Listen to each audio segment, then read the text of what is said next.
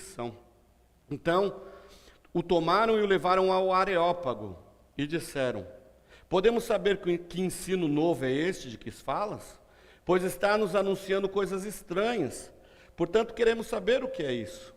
Todos os atenienses, como também os estrangeiros que ali residiam, não tinham outro interesse a não ser contar ou ouvir a última novidade. Então Paulo ficou de pé no meio do Areópago e disse: homens atenienses, em tudo vejo que sois excepcionalmente religiosos, porque ao passar e observar os objetos do vosso culto, encontrei também um altar em que estava escrito: ao Deus desconhecido. É exatamente este que honrais, sem conhecer, que eu vos anuncio. O Deus que fez o mundo e tudo o que nele há, Senhor do céu e da terra, não habita em templos feitos por mãos de homens. Tampouco é servido por mãos humanas, como se necessitasse de alguma coisa. Pois é Ele mesmo quem dá a todos a vida, a respiração e todas as coisas. De um só fez toda a raça humana para que habitasse sobre toda a superfície da terra, determinando-lhes os tempos previamente estabelecidos e os territórios da sua habitação, para que buscassem a Deus, e mesmo tateando, pudessem encontrá-lo. Ele, de fato, não está longe de cada um de nós, pois nele vivemos, nos movemos e existimos, como também alguns dos vossos poetas disseram, pois dele também somos geração. Sendo nós gerados por Deus, não devemos pensar que a divindade seja semelhante ao ouro, à prata ou à pedra esculpida pela arte e imaginação humana. Deus não levou em conta os tempos da ignorância, mas agora ordena que todos os homens, em todos os lugares, se arrependam, pois determinou um dia em que julgará o mundo com justiça, por meio do homem que estabeleceu com esse propósito. Ele garantiu isso a todos ao ressuscitá-lo dentre os mortos. Pai, nós queremos te pedir em nome de Jesus, que venha falar conosco através da sua palavra. Senhor, que o Senhor abra o nosso entendimento, abra o nosso intelecto e abra o nosso coração para entendermos aquilo que o Senhor tem a falar conosco, que nenhuma distração, nenhum pensamento contrário, nada venha nos atrapalhar de aprendermos e ouvirmos a tua voz. Fala conosco, pois assim nós oramos, no nome de Jesus. Amém. Glória a Deus. Nós estamos aqui na segunda viagem de Paulo. Nós estamos na segunda viagem missionária. Então, quando ele tem a visão lá para partir para Macedônia, então ele vai sentido ali Filipo, Éfeso, Listra, ele vai passar por ali. Só que antes de chegar até Corinto, por exemplo, ele para ali em Atenas para aguardar alguém. Quem ele está aguardando? O texto começa dizendo que ele está esperando eles em Atenas. Se a gente vê o versículo anterior, no versículo 15, nós vamos ver que Paulo, ele está esperando Silas e Timóteo. Ele está aguardando os seus auxiliares, a sua equipe, para partir, para dar continuidade nessa sua viagem missionária. Só que, enquanto ele está ali caminhando, ele está aguardando, ele começa a observar a cultura local. Ele começa a observar o local em que ele se encontra. E nós sabemos que a Grécia é um lugar muito lindo. Olha como é interessante uma coisa muito importante que nós vemos.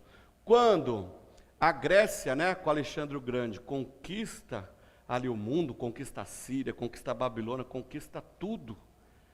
Com a inteligência, a cultura e a riqueza da Grécia, Alexandre quis conquistar o mundo. E o que ele fez? Ele adiantou o maior lado possível para a expansão do Evangelho, sem saber. Deus usou esse homem para isso.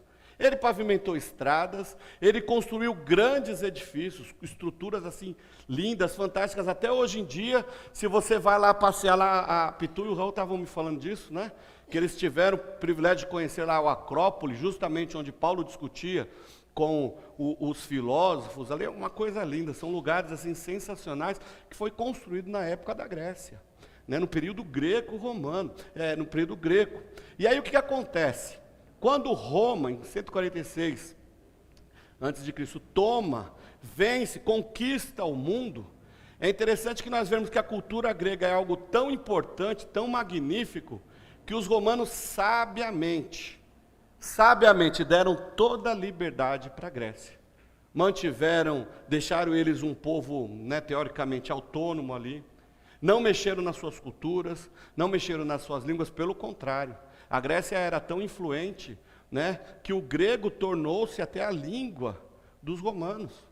Nós vamos ver, assim como o inglês hoje é uma língua universal, o grego tornou-se ali, naquele período, uma língua universal, em muitos casos substituindo até o próprio latim, o romano. A cultura, a filosofia, os grandes filósofos, Péricles, Aristóteles, Platão, Sócrates, tudo deriva da Grécia, são todos gregos.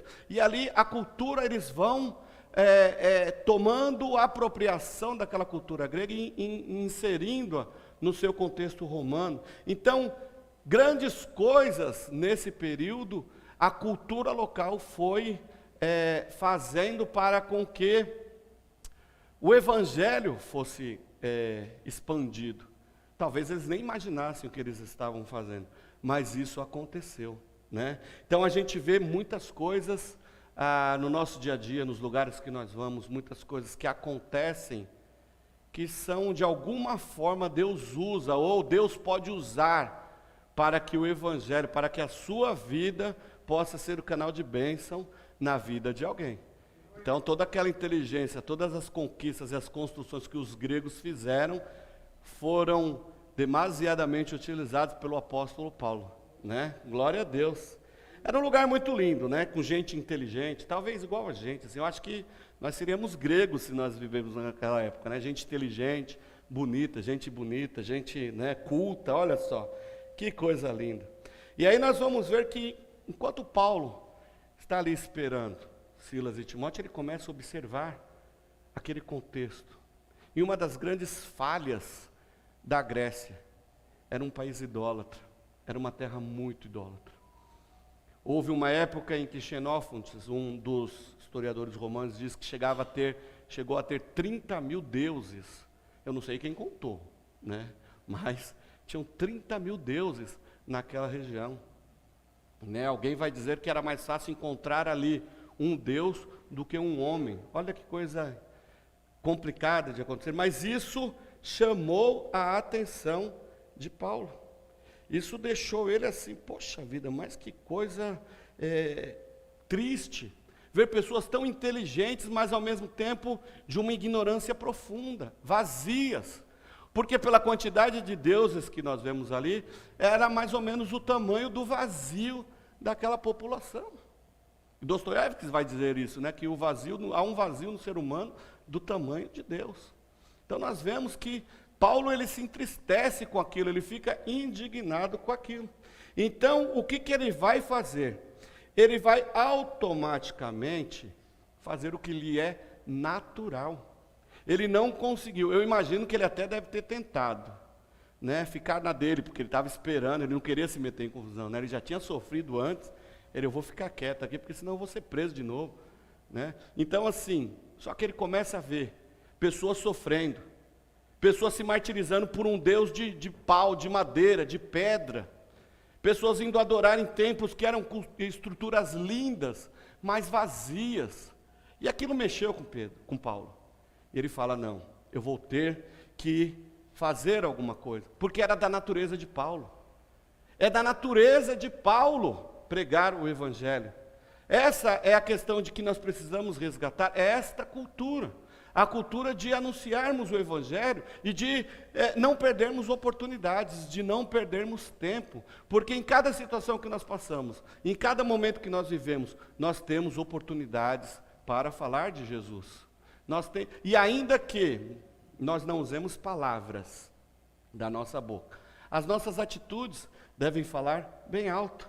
Então nós precisamos entender isso. Então somente acontecerá isso quando a igreja brasileira, aliás, quando a igreja de Cristo mundial, se posicionar para resgatarmos essa cultura.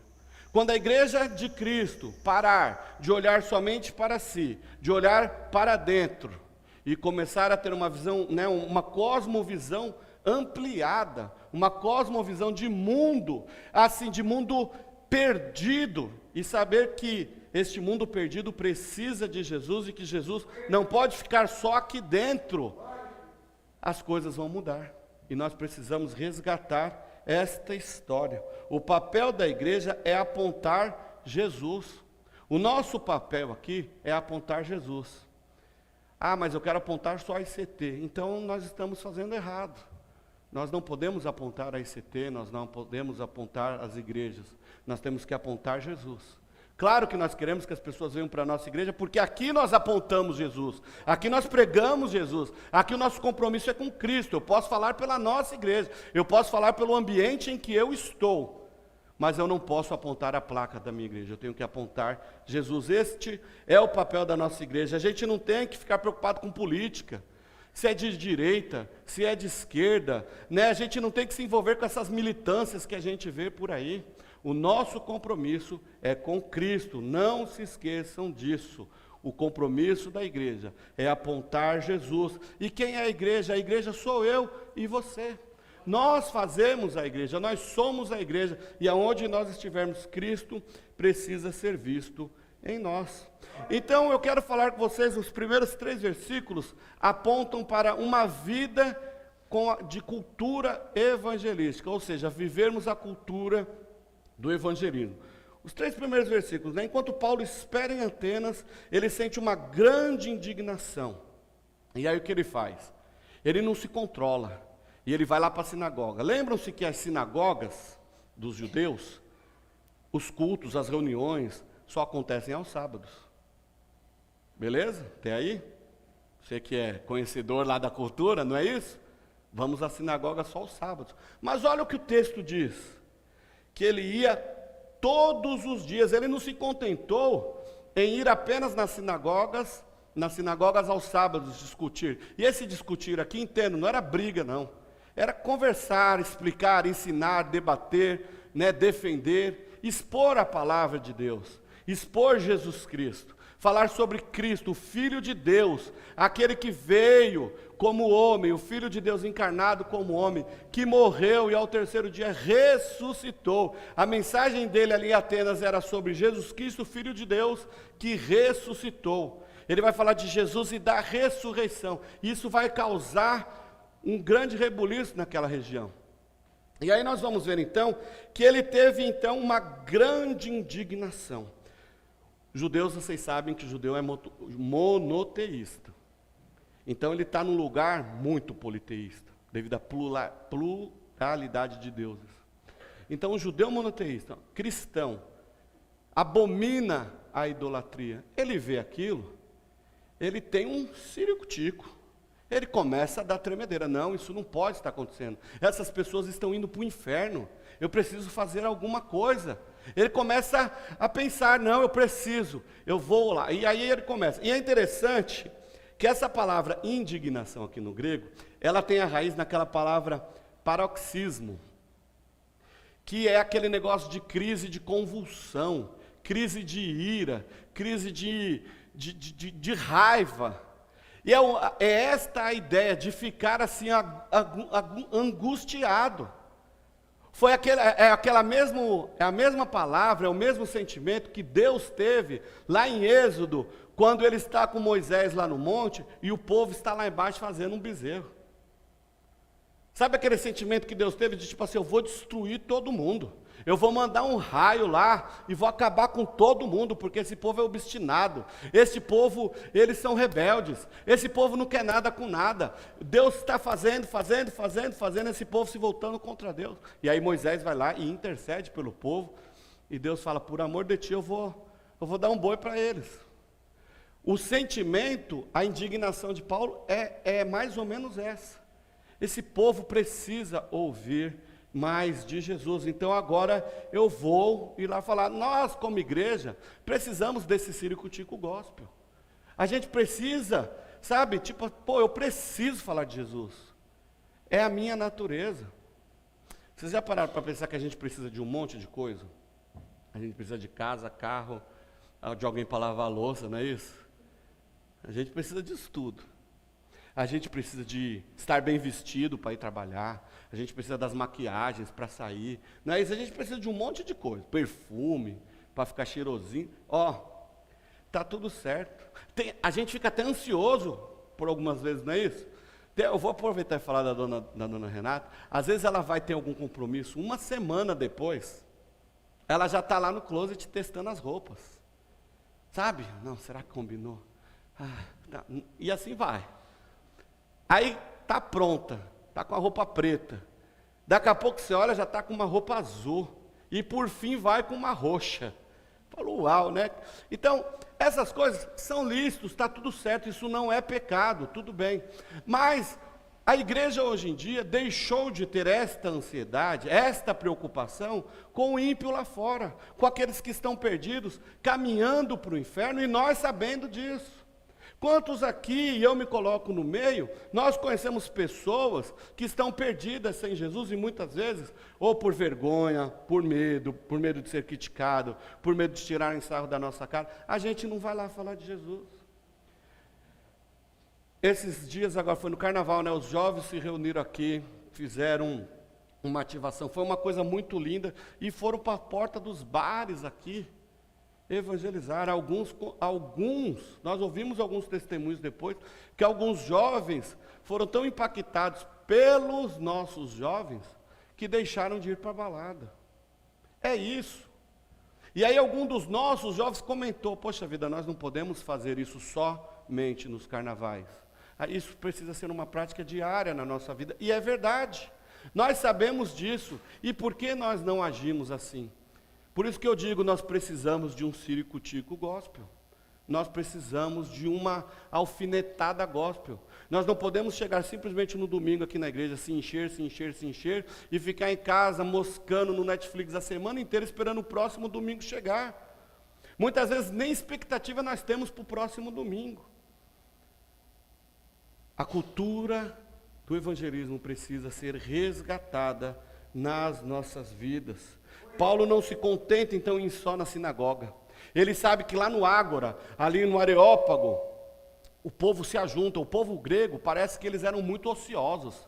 E eles gostavam de novidades. Então eles se reuniam lá na praça e ficavam o dia inteiro curiando a vida dos outros, curiando as novidades. Eu quero saber tais coisas, eu quero como que é isso, como que é aquilo. E Paulo ele vai para lá, e também ali ele começa a discutir com eles, começa a ensinar, começa a pregar. E isso chama a atenção dos atenienses. Eu fico imaginando Paulo pensando sobre estas questões, se ele ia ou não, se ele devia ir ou não até aquela praça, falar com aqueles filósofos, falar com aquela gente curiosa, falar com aquela gente inteligente. Eu imagino que é ali que ele compõe aquele versículo onde ele diz assim: ai de mim, se eu não pregar o evangelho. Ai de mim, se eu não pregar o evangelho. O próprio Cristo havia levantado Paulo, chamado Paulo para pregar aos gentios. O próprio Cristo que chamou Paulo para pregar aos gentios, está nos chamando hoje para pregarmos aos nossos amigos, para pregarmos aos nossos vizinhos, para pregarmos à nossa família o evangelho de Jesus Cristo. Está difícil isso? Não está. Temos muitos irmãos, muitos missionários que são chamados para fora, para levar o evangelho lá fora. Se para nós é difícil irmos lá para fora, mas nós temos um campo missionário do nosso lado, às vezes até mesmo dentro da nossa casa, para testemunharmos. Ah, mas eu não sei falar. Testemunhe. A sua vida deve ser uma vida que grite o evangelho. A sua vida deve ser uma vida que fale muito mais alto do que a sua voz. Ai de mim se não pregar o evangelho. Se a gente entender o evangelho ou o evangelismo como cultura na vida do crente, ele vai acontecer naturalmente. Um segundo ponto, a cultura do evangelismo, quando isso é natural na sua vida, naturalmente você vai chamar a atenção aonde você estiver. Vocês já observaram uma judia na rua? Você sabe que aquela mulher é judia, porque ela se veste de alguma forma, tem alguma coisa que identifica ela, não é isso? Uma moça, uma mulher muçulmana, com a burca, com o hijab, você sabe que ela, e por si só, você sabe, aquela mulher está vestida daquela forma, você sabe quem ela é, o que ela representa e a religião que ela já pregou, aí ó, já pregou, com a sua roupa ela já pregou, talvez ela não viva nada daquilo, mas a gente já sabe do que se trata. Aqueles judeus ortodoxos, né, os ultra-ortodoxos, aquele cabelo preto, uma barba aqui embaixo assim. Você vai lá no Bom Retiro, ali no Higienópolis, você vê-los ali, você já sabe. Meu, ali tem um ortodoxo. Aqueles menininhos de branco, geralmente alemão, né, branco, que saem andando por aí com um crachá preto aqui. Você já sabe que aqueles lá não precisam nem abrir a boca, porque você já sabe que eles estão lá trazendo a mensagem de Joseph Smith. Não é isso? Você já sabe o que ele é. Olha que coisa interessante. Mas e o crente? Você vê que essa galera que eu falei, eles são intencionais em tudo. Tá com crachazinho, você já sabe que são os mormons. Vai com a revistinha lá, já sabe que é os TJ, de domingo de manhã, não é isso? Esses dias foram lá em casa. E assim vai, você já sabe, às vezes essas pessoas não precisam nem abrir a boca. Você já sabe o que já é, já sabe o que eles são, o que eles vão ensinar, o que vão pregar. Como eu disse, talvez eles nem vivam aquilo, mas o estereótipo deles já mostrou tudo, a intencionalidade. O crente, a gente não pode ser estereotipado, né? Tem uns que tem, né, as irmãzinhas do coque, aqueles que vestem um vestidão, aquela coisa que você olha assim, nossa, aquela irmã ali é crente, da igreja tal lá. De repente ela se veste daquele jeito, usa aquele coque e tal, mas é um estereótipo ruim. E eu considero ruim, porque eu conheço um monte que usa saião e tal, mas é tudo tranqueiro. Não estou aqui para julgar, não é isso o fato. Mas o crente não precisa de estereótipo. Porque o nosso tipo, e aí não é um estereótipo, o nosso tipo é Jesus. Então Jesus precisa ser visto nas nossas vidas. Quando eu olhar para você, eu quero ver Jesus, eu preciso ver Jesus. Eu não preciso ver um vestido que vai te identificar, eu não preciso ver uma burca que vai te identificar, eu não preciso ver a Bíblia embaixo do seu braço para te identificar. O salmista diz que eu escondi a tua palavra no meu coração para eu não pegar contra ti. E o verbo lá é de abrir o coração, rasgar, colocar a Bíblia dentro e costurar. É essa a ideia. Então nós precisamos ter a Bíblia no nosso coração. A gente precisa conhecer. Um jovem muçulmano, até os seus 7, 8 anos, vai chutando alto, assim, 11 anos, ele já decorou o Alcorão de trás para frente, da frente para trás. A gente, para decorar João 3,16, foi a minha infância inteira, não é isso? Nós somos assim. O valor, tudo bem, nós estamos falando de uma religiosidade, mas o valor que eles dão para a religião deles, aqueles hinduístas, os indianos, eles não, lá nas suas lojas, eles não fazem uma venda sem antes fazer as suas oferendas para aquele deus Ganesh. Eles deixam de vender, eles perdem dinheiro, enquanto eles não fizerem o ritual deles. Isso é religiosidade. E eu estou falando aqui de vida. Cristo em nós, esperança da glória. Nós precisamos exalar o bom perfume de Cristo, vivermos Cristo, como eu já disse há pouco, quando as pessoas olharem para nós, enxergarem Cristo. Ou como diz João, que eu diminua para que Cristo resplandeça, para que Cristo apareça. Será que quando nós estamos olhando no espelho, será que nós estamos vendo Cristo em nós?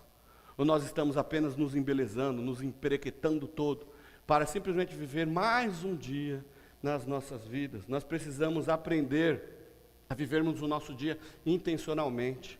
O que eu vou fazer hoje que vai agradar ao meu Deus? O que eu vou fazer hoje que vai redundar em uma vida para o Senhor? O que eu vou fazer hoje que vai redundar o meu testemunho para uma galera lá na escola, lá na faculdade, lá no meu trabalho, que vai glorificar a Deus? Já pararam para pensar nisso? As menininhas, vamos falar dos menininhos, os menininhos quando vão para a escola, né, melhor roupa, passa gel no cabelo, faz musculação, fica tudo bonitinho para quê? Já acorda pensando nisso, né? Nossa, eu vou conquistar uma gatinha hoje. As menininhas a mesma coisa, né? Vai lá e se emperequeta todo. Ai, fulano, ele está olhando para mim diferente. Eu vou mais bonitinha para ele, né, tal. Tudo bem, está tudo certo. Mas a gente não tem essa mesma motivação, e aí agora é para todos. Ai, hoje, se Deus quiser, o Senhor vai me dar uma estratégia, e eu vou falar de Jesus para o meu chefe. Hoje vai acontecer alguma coisa e ele vai ver Jesus na minha vida. Olha que coisa legal. A gente precisa ter essa expectativa, esse desejo. Não é assim? Ali Paulo, ele está diante de um monte de gente interessante, um monte de gente inteligente, e o texto vai mencionar que Paulo, quando ele começa a falar sobre Jesus e a ressurreição, isso chama a atenção de todos. Naquele momento, os epicureus e os estoicos, eles eram as duas linhas filosóficas mais influentes em Atenas. Trabalhavam muito a questão, falavam muito sobre a questão do prazer. Enquanto os estoicos falavam, não, a gente tem que viver pelo prazer, é uma coisa legal, que vai dar tudo certo. Os outros não, trabalhavam pela apatia, pela razão. Não, você não precisa, quando você conseguir se esvaziar de você, você chegou na perfeição. Então, eles começam a ouvir Paulo e eles se juntam, olha só, eles eram antagônicos, um rival do outro. Agora eles se juntam para saber que novidade é essa que Paulo está falando. E por Paulo estar falando a respeito de coisas religiosas, eles pegam Paulo e levam ao Areópago, lá na Acrópole, no Ágora. O Areópago era ali uma espécie de concílio, onde ele ia expor então aquelas divindades que ele estava pregando, que ele estava falando. E é interessante que mesmo dois antagônicos, eles se juntam, talvez para afrontar e enfrentar Paulo. E aonde que nós vamos ver também dois grupos antagônicos se juntando contra Jesus, contra a palavra do Mestre. Lá nos Evangelhos, nós vamos ver os saduceus, que eram antagônicos aos fariseus, eles eram contrários, mas eles se juntam, olha só, para afrontar Jesus. Não é isso? Aqui vai acontecer exatamente a mesma coisa. Queremos ouvir, então, o que esse homem está falando, o que ele está olhando. Então, qual foi a mensagem de Paulo? Cristo Jesus morreu. Nós vamos ver isso lá em 1 Coríntios 15, versículos 3 e 4. Que Cristo morreu pelos nossos pecados, segundo as Escrituras. Não é uma historinha qualquer, não é aqueles romances de Agatha Christie, não é aqueles livrinhos que nós víamos lá na revista Recreio, Cri-Cri-Cri, Tititi, não. Segundo as Escrituras, Jesus Cristo morreu. E olha o versículo seguinte: e foi sepultado e ressuscitou ao terceiro dia, segundo as Escrituras. Paulo não está contando historinha, Paulo está afirmando o que a palavra de Deus diz. Esta foi a mensagem de Paulo, esta é a mensagem que nós temos que anunciar ao mundo. Jesus, o Filho de Deus, encarnou, morreu por mim e por você, para nos salvar dos nossos pecados, aquilo que nos separou do Senhor. Hoje, em Cristo, é reatado esse relacionamento. Ele veio, ele morreu, o seu sangue resgata esse relacionamento, mas ele não ficou lá morto embaixo, lá na cova, não. Ao terceiro dia, para a glória de Deus e para o cumprimento das profecias que foram ditas aqui na Bíblia, ele ressuscitou, ele venceu a morte para nos trazer salvação, ele venceu a vida eterna, ele venceu a morte para nos dar a vida eterna. Olha que coisa linda. A mensagem do Evangelho é simples, muitas vezes nós complicamos, mas é algo simples, é simples de ser dito, é simples de ser feito. Basta conhecermos as Escrituras, que nós vamos ver que é muito simples vivermos o Evangelho. Não é fácil, mas é simples. Uma outra coisa interessante que vai nos levar a um terceiro ponto: a cultura do evangelismo. Quando está na minha vida, está no meu ser, o Evangelho e o evangelismo, eu vou me apropriar de culturas locais para poder pregar o Evangelho. Foi o que Paulo fez. Culturalmente, como eu já disse, o povo ateniense era um povo curioso. Eles eram movidos por novidades. E Paulo, ele vai olhando tudo isso daí. Ele vai observando tudo isso daí. Uma outra coisa interessante, que Paulo, ele conhecia um pouquinho da cultura grega. Ele conhecia um pouquinho de filosofia. Foi criado com um bom judeu, aos pés de Gamaliel. Ele conhecia as línguas, o grego, o hebraico, talvez até o latim. Ele era um cara bem antenado com as coisas.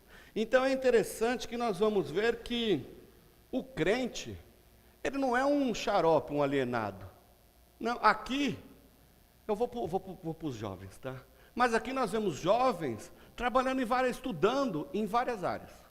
Nós vamos ter jovens que trabalham com informática, com redes sociais, que mais? Com negócio de ginástica, ginástica é muito pouco, né? Negócio de educação física, não é isso? Que mais, gente? Me ajudem aí, vamos lá. Estética, nutrição, enfermagem, olha aí. Olha aí os nossos jovens. Estão moscando em casa? Não, estão estudando. Os que já estudaram, que são formados, não estão se aprimorando? Fazendo pós-graduação, fazendo mestrado. Todo mundo está procurando evoluir. É isso. Crente é inteligente. Crente é bonito. Crente é capaz. Lembre-se que nós estamos neste mundo. Nós não pertencemos ao mundo, mas nós estamos no mundo. E como estamos neste mundo, nós não somos alienados. Andamos bem vestidos, andamos na moda, não é isso? Que mais? Faz crossfit, tem tanta coisa contra. Olha só, crente é inteligente, crente estuda, sabe línguas, crente viaja, olha só, crente é inteligente, crente é professor, crente é professora, crente tem que estar em posições de destaque, mas como crente. Não adianta você ser lá o presidente da república, mas ser um picareta. Não. Você é crente aonde você está. Você é discípulo. Eu vou mudar a frase, não é crente, é discípulo. Você é discípulo de Jesus em qualquer posição que você estiver. Não dá para você ser outra coisa. É esta cultura que nós precisamos entender. Eu sou filho de Deus aonde eu estiver. Eu sou discípulo de Jesus aonde eu estiver. E aí o que eu faço? Eu não sou alheio ao que está acontecendo no mundo. Como há muitos anos os cristãos eram taxados assim, né, de ignorantes, que não sabem de nada o que está acontecendo. Não, nós sabemos sim o que está acontecendo. Os nossos jovens estão aí para nos ensinar isso. Vão debatendo em tudo aí nessas redes sociais, essas coisas complicadas aí que a gente não entende nada, eles estão lá. Agora eles precisam estarem lá sim, eles precisam estar lá para influenciarem, para fazerem a diferença. Não para serem engolidos pelo que a massa está mostrando por aí. E isso serve para nós todos. Nós precisamos não deixar com que essa influência maligna do inferno que está instalada hoje no nosso mundo venha nos influenciar, porque nos alcançar vai alcançar, já alcançou, mas isso não pode causar impacto a nós. Pelo contrário, nós precisamos aprender aqui como Paulo, a usarmos essas coisas que estão acontecendo ao nosso redor, a olharmos as coisas que estão no nosso dia a dia, e darmos e pedirmos ao Senhor a orientação do Espírito Santo, a estratégia do Espírito Santo, para usar o que está acontecendo ao nosso redor em prol do Evangelho. Foi isso que Paulo fez. Olha só que coisa interessante. Paulo é chamado de tagarela, né? Falador. Vamos ver o que esse tagarela está falando. Isso era uma afronta. Era uma ideia de passarinho, aquele passarinho que come aqui, que pisca aqui, pega aqui. A ideia é essa. O que ele está falando? Fala dali, fala daqui, não tem um pensamento concreto. O povo, os atenienses não estavam entendendo a mensagem de Paulo. O que esse tranqueiro, o que esse nó cego está falando aí? Eu quero entender isso daí melhor. E ele se ajunta. E aí quando Paulo ele vai começar a falar, Paulo, ele contextualiza legal a mensagem. Como eu disse, Paulo não era ignorante. Paulo começa o seu discurso, né? Homens de valor, queridos atenienses, pessoas inteligentes, eu vejo que vocês são assim, grandemente religiosos. Eu imagino Paulo, eu acho que ele devia estar fazendo figuinha, né? Tremendo assim para falar isso. Vejo que vocês são homens extremamente religiosos, mas eu gostaria de falar para vocês uma coisa. Cadê o texto? Eu vejo que vocês são homens religiosos e que vocês vão passando por aqui. Eu estou caminhando por aqui. Eu vi que há muitos deuses por aqui, muitos altares por aqui, mas um altar me chamou a atenção. Com toda a inteligência de vocês, há um Deus aqui que vocês ignoram. O texto diz que há um altar ao Deus desconhecido. Olha a deixa para Paulo. Quantas vezes a gente tem deixas nas nossas vidas e a gente passa batido? A gente precisa estar atento a isso. A gente fala muito de futebol, né? Eu vou falar um pouquinho de futebol. Olha, Palmeiras não tem mundial. Mas eu posso falar para você, aquele que criou o mundo. No princípio era o Verbo, e o Verbo estava com Deus, e o Verbo era Deus. E aquele cuja palavra, através da sua boca, trouxe tudo à existência. Olha o Evangelho sendo pregado através de uma brincadeira. Ah, o meu São Paulo é uma vergonha. Só perde. Mas eis que somos mais do que vencedores em Cristo Jesus. Olha aí, gente. Olha aí. Corinthians eu não vou falar, não. Mas é assim, são tantas coisas acontecendo. Quando eu estou no hospital fazendo visita, às vezes eu estou lá em algum leito que tem uma janela por perto, e às vezes as janelas estão fechadas, mas tem um trocinho assim, né, que sai o sol aparece. É a deixa que eu preciso. E toda vez, a primeira coisa que eu não sei, eu acho que eu já acostumei tanto, mas a primeira coisa que eu olho quando eu estou lá no Hospital São Paulo, que eu entro num quarto, é a janela, ou lá no Hospital do Rim, é a janela. Porque a partir dali eu falo, que dia lindo que o Senhor fez. Esse sol ou essa chuva é para você, é por amor a você. Você está aqui num leito do hospital, mas o Senhor é a vida, Ele vai restaurar, e na hora que você sair daqui, você vai poder desfrutar daquilo que Ele fez por amor a você. E aí você entra com o Evangelho. Olha como é simples pregarmos o Evangelho. Paulo sabia também disso daí, Paulo usava dessas estratégias, eu acho que ele copiou de mim. Porque ele sabe, quando ele vê aquele altar ao Deus desconhecido, isso levou à sua mente uma história que havia acontecido aproximadamente 6 séculos antes daquele momento.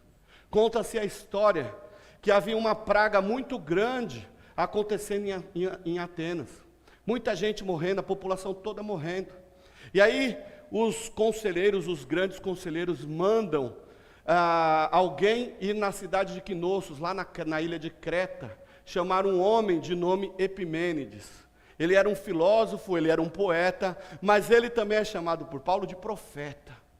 E chamam este homem lá para que ele pudesse trazer alguma palavra, alguma coisa que acontecesse, para que lá na cidade de Atenas fosse feito, para que os deuses acalmassem aquela praga. Note que os atenienses já haviam sacrificado para todos os deuses que eles conheciam. Mas ainda assim aquela praga não cessava. O povo continuava morrendo. Então alguém vai lá até Creta e traz Epimênides. Epimênides, estamos precisando dos seus conselhos. Diz a lenda que talvez esse Epimênides, ele era também contra o politeísmo. Ele não gostava, ele não aceitava esse monte de deuses. Mas ele vai até lá. Ele chega em Atenas e ele observa as coisas que estão acontecendo. Ele se assusta com aquela quantidade de deuses. E aí ele diz para os atenienses, para aquele conselho, olha, reúnam 2 grupos de ovelhas, ovelhas brancas, ovelhas pretas, traga também aí uns pedreiros, traz uma galera e um povo para acompanhar aquelas ovelhas. Deixe elas sem dormirem, não deixem elas dormirem, deixe elas sem comerem, e ao amanhecer, logo nas primeiras horas do dia, elas vão estar famintas, e aí vocês soltem elas e coloquem pessoas para ir atrás dessas ovelhas. Aquelas ovelhas que chegarem naquela grama verdinha, elas vão estar famintas, e aquelas ovelhas que olharem para a grama e não comerem e deitarem sobre a relva, marquem estes lugares. E assim aconteceu, todo mundo, não faz sentido, elas vão estar com fome, elas vão comer, isso é impossível de acontecer. Chega no outro dia de manhã, eles vão lá e soltam as ovelhas. E de repente, uma ovelha para diante daquele pratão de grama verde e fala assim, não vou comer não, e deitou.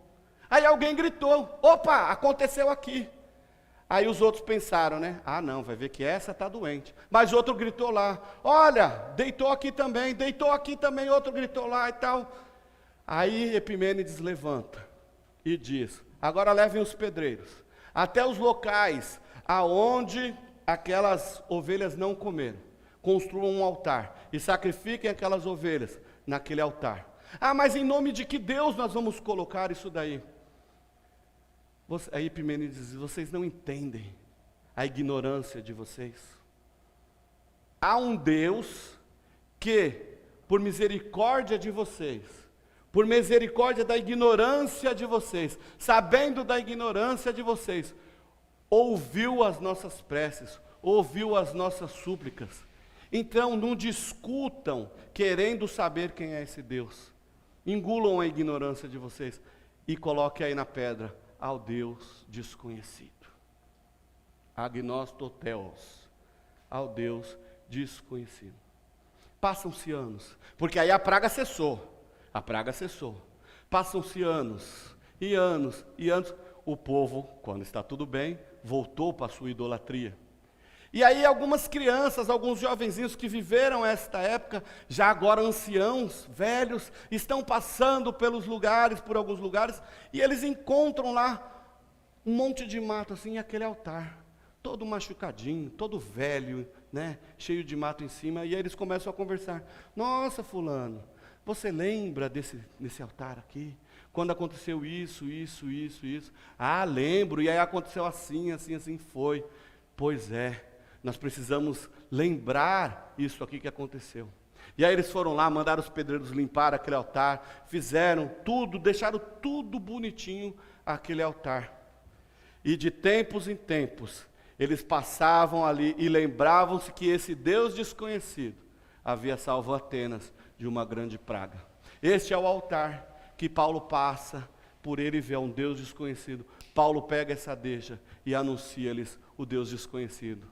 E aí nós vamos ver lá no final do texto, que Deus não levou em consideração o seu tempo da ignorância. Mas, agora vocês conhecem quem é esse Deus desconhecido.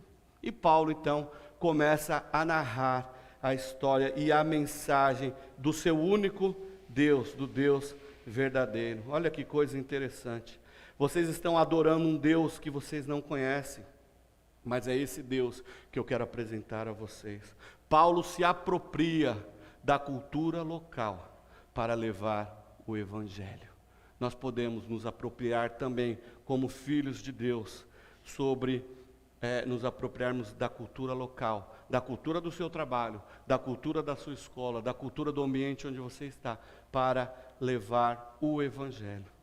É interessante isso daí, que eles que criam, eles que construíam altares, eles que construíam templos, o texto vai dizer, Paulo está dizendo ali, o Deus que fez o mundo e tudo que nele há, céus e terra, este Deus, ele não habita em templos feitos por mãos. Este Deus tampouco é servido por mãos humanas, como se necessitasse de alguma coisa. Paulo ele coloca toda a idolatria dos atenienses embaixo do seu chinelo, sobre os pós dos seus sapatos. Ali ele aniquila toda a idolatria daquele povo. Que coisa interessante, nós não podemos perder esse tempo. E ele ainda continua, no versículo 28, ele diz assim, pois nele vivemos, nos movemos e existimos. Este texto é parte de um de um poema do próprio Epimênides. Ele cita a cultura grega para apontar para Cristo. E ele continua, pois dele também somos geração, poeta de Arão, um poema de Aranto também. Ele vai citando coisas da sua cultura, apontando para Jesus Cristo. Tudo é Cristo, tudo é por Ele, tudo é para Ele, tudo é por meio dEle. Tudo deve apontar, a nossa vida, a nossa ação, os nossos gestos, tudo deve apontar para Jesus Cristo. Esta é a nossa cultura, esta deve ser a nossa cultura. Nós precisamos, queridos, voltarmos aos dias apostólicos. Nós precisamos voltar a ser a igreja do primeiro século, onde tinha por cultura, por essência, né, levar a mensagem de Cristo. Nós precisamos movermos para isso. A mensagem de Cristo, ela deve ser anunciada aonde nós estivermos. Para os primeiros cristãos, o Evangelho era a sua vida. Para muitos cristãos, ser crente era ser marcado para morrer. No tempo de Roma, ser cristão, você era estacado lá no poste lá e virava chamas, acendia a rua lá com sua vida lá. O cara colocava fogo em você vivo no poste só porque você era cristão. Então, ser cristão nos primeiros dias era viver aquilo intensamente, em todo o tempo. Nós precisamos retomar esta cultura. Falando em cultura, me dei mais 2 minutos para contar mais uma história. Tem um livro chamado O Apóstolo dos Pés Sangrentos, da CPAD, o autor é Boanerges Ribeiro. Ele conta a história de um indiano, Sadhu Sundar Singh. Este homem, ele era um indiano que na sua adolescência, ele era bem instruído na seita Sikh, né? Ele era Sikh, muito rico, família muito rica, riquíssima e muito religioso. E ele odiava os cristãos, ele odiava os ingleses, né, que na época eu acho que estavam colonizando lá a Índia. E aí ele estudava, ele bagunçava com os cristãos e tal. E um dia ele foi parar numa escola evangélica. O seu pai, um homem muito rico, colocou ele numa escola evangélica, porque provavelmente era de um ensino bom, de uma qualidade boa. E chegou naquela escola. O material, um dos materiais, né, referências obrigatórias, era o Novo Testamento. Eu não vou ler isso não. Essa porca, não vou ler isso daqui, não quero saber disso não. Aí a professora falou, olha, mas quando seu pai assinou o contrato lá, está escrito que esse é um material que será usado. Então ele começou a ler. Fazer o quê? Tem que ler. Aí quando ele estava na rua, ele estava um dia andando na rua com o seu Novo Testamento. Aí alguém apontou e falou assim, não lê isso não. Esse livro aí é uma bomba. Fala para um adolescente não fazer alguma coisa. Já pararam para pensar nisso? Fala para o Cezinha, não faça isso. O que vai acontecer? E aí o que aconteceu? Por que não posso ler isso aqui? Ele começou a ler o Novo Testamento. Ele engoliu o Novo Testamento. Ele leu. E teve um dia que ele ficou tão assim, extasiado com o Novo Testamento. E o Senhor Jesus, o próprio Cristo, diz o livro, que se encontrou com ele, se revelou a ele. E aí não teve jeito, ele foi para o pai dele, pai, me converti, virei crente agora. E o pai, não, você está maluco, para com isso, você que até outro dia estava zombando dos cristãos, né, tacando pedra neles, agora você se tornou um cristão. Pai, eu tornei um cristão.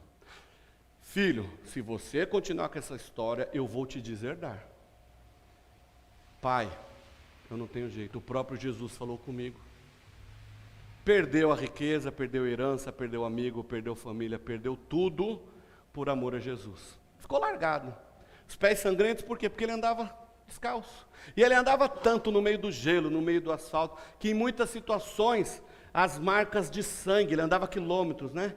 As marcas de sangue dos seus pés ficavam ali registradas na terra, na rua onde ele passava. Onde você queria achar Sadhu Sundar Singh, você era só olhar para o chão. Se você via as pegadas de sangue, você sabia que você ia achá-lo. Aquele homem, o texto diz que ele se parecia com Jesus. Só que ele se converteu e ele ficava morando na estação de trem, porque ele não tinha mais para onde ir. Então ele foi abandonado, perdeu tudo. E um dia, os indianos eles não gostavam dos ingleses. E um dia ele estava lá na estação de trem, olhando, estava lá moscando e tal, e chegou um outro indiano rico, acho que vinha correndo de algum lugar. Depois vocês leem o livro que vocês vão ver que é uma história muito linda. E ele vem correndo de algum lugar e se joga na estação de trem, passando mal, morrendo lá. E alguém pega um caneco de porcelana inglesa, enche de água, né, na maior boa vontade, e vai dar para aquele indiano. Não, eu prefiro morrer do que tomar água na porcelana inglesa. Aí o outro veio e tentou de novo. Então, não, eu prefiro morrer do que beber nessa tigela aí, nessa xícara aí. Alguém percebeu e foi lá e pegou então uma tigela de cobre. A tigela de cobre era utilizada pelos indianos. Então foi lá e encheu de água na tigela de cobre e deu para aquele homem sedento. Aí sim, aquele homem bebeu, se saciou e refrescou. O Sundar Singh, ele olha para aquilo e o Senhor imediatamente fala com ele. Se você agir como os ingleses, você não vai alcançar o seu povo. Então o que Sundar Singh faz? Pega uma roupa dos Sikhs, dos sadhus, e ele se torna um sadhu de Jesus. Uma roupinha amarela, feia pra caramba. E ele sai, então aí ele começa a ser aceito nas aldeias dos indianos, lá nas aldeias. Então lá ele podia chegar. Tudo bem que quando ele abria a boca ele era expulso, porque ele ia falar de Jesus, mas ele era aceito. Qual é a ideia de falar sobre Sundar Singh? Que ele se apropriou de uma cultura. Haverão lugares que você não vai poder entrar da forma que você é, vestido do jeito que você está. Mas o Senhor pode te dar estratégias para você chegar naquele lugar de alguma maneira. Há lugares que você não vai poder entrar vestido de André, calça jeans, todo maloqueiro. Há lugares que você vai ter que estar de terno. Mas há outros lugares que você pode chegar de bermuda. Há lugares que você vai se sentir bem. Há lugares que você vai precisar se portar de uma forma. Mas nada disso é motivo para você perder a oportunidade de falar de Jesus. Você pode se portar, você pode se apropriar de lugares, de histórias, de identidades, para trazer uma aplicação prática para a realidade local, sem precisar mudar a sua essência. Você vai continuar sendo o mesmo. Quando vamos lá para Cracolândia fazer evangelismo lá, eu não sou nóia, né? Mas a gente vai lá no meio deles. Eu tenho a minha convicção. A gente vai lá e fala do evangelho para eles, tenta resgatar alguns, levar para alguma clínica, alguma coisa assim. O pessoal gostou, entenderam lá, os nóia lá. Não é isso? A gente pode ser natural. Nós precisamos ser naturais. Já pararam para pensar? Você não precisa... Deixa eles acabarem de rir. Acabaram aí de rir da minha cara, senão eu vou querer rir. Mas nós não precisamos... presta atenção. Nós não precisamos ser diferentes para mostrar Jesus Cristo aonde nós estivermos. A gente não precisa falar crentez. Ô vaso, deixa Deus te usar que você vai ter um varão, uma varoa, um varão. Para com isso. Eu não sou vaso, eu sou um André gordinho, bonitinho aqui. Né? Vaso não fala, vaso não anda. Né? Crentez, não, você não precisa usar crentez, não. Seja você, seja natural. Quando você tem a cultura de pregar o Evangelho, quando o Evangelho é a sua vida, quando Jesus é a sua vida, você vai ser você mesmo, naturalmente e naturalmente, culturalmente. O Evangelho será anunciado através da sua vida, através das suas ações e através da sua atitude. Você só precisa ser quem você é. Quando nós resgatamos a cultura apostólica nas nossas vidas, quando nós resgatamos lá o primeiro século, o evangelho do primeiro século, e vivermos como aqueles apóstolos viveram, nós vamos ser nós mesmos, porque vai ser naturalmente, quando estiver lá fazendo crossfit, você vai estar falando, mostrando Jesus, o cara que está correndo do seu lado. Dr. Shed, antes de morrer, ele levantava, já velhinho, ele levantava 4, 5 horas da manhã para caminhar, lá em Santa Amaro, para dar seu rolezinho. Colocava o fonezinho aqui, ouvindo o John Piper, e uns folhetinhos.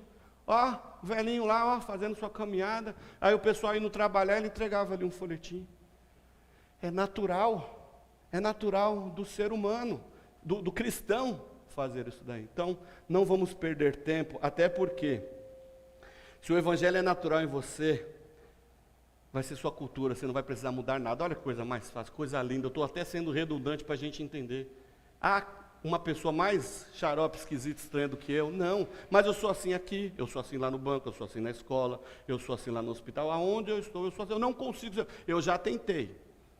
A Renata fala, você fala muito alto, você tem que falar baixo. Eu tentei, consegui 5 minutos. Depois não dá, eu falo alto mesmo, eu sou atrapalhado, eu sou bagunceiro. Não tem jeito. Algumas pessoas me abominam, mas outras me amam. O importante é que Jesus está sendo visto na minha vida e eu fico feliz de saber que algumas pessoas têm conhecido Jesus através da minha vida. Talvez se eu mudar hoje, ser diferente, sei lá, mudar alguma coisa em mim, talvez eu não tenha o mesmo sucesso, porque não serei eu. Nós precisamos agir com naturalidade e vivermos o Evangelho para a glória do Senhor. O que o Senhor exige dos seus discípulos é que sejamos santos. A palavra de Deus diz isso, né? Sejam santos, porque eu sou santo, diz o Senhor. O que quer dizer a palavra santo? Separado. Separado desse mundo, nós estamos nesse mundo, separados por Deus. Olha que coisa linda. Só que há uma frase muito linda que eu estava falando ontem com a Renata e a gente chegou a essa conclusão. Ser santo não é ser alienado. certo? Ser discípulo de Cristo não é ser alienado. Nós estamos vivendo neste mundo, continuaremos vivendo no mundo, mas nós não pertencemos a este mundo. Faremos a diferença. E aqui eu encerro com o texto de Jesus, lá em João 17, versículos 15 e 16, quando Jesus diz assim: não rogo que os tire do mundo, mas que os guarde do mal. Eles não são do mundo, como eu também não sou. Nós não somos desse mundo. Nós estamos vivendo neste tempo aqui, mas o nosso lugar é os céus. Nós somos cidadãos dos céus. Amém? Coloque-se em pé que eu quero orar com você. Que o Senhor nos ajude a resgatarmos esta cultura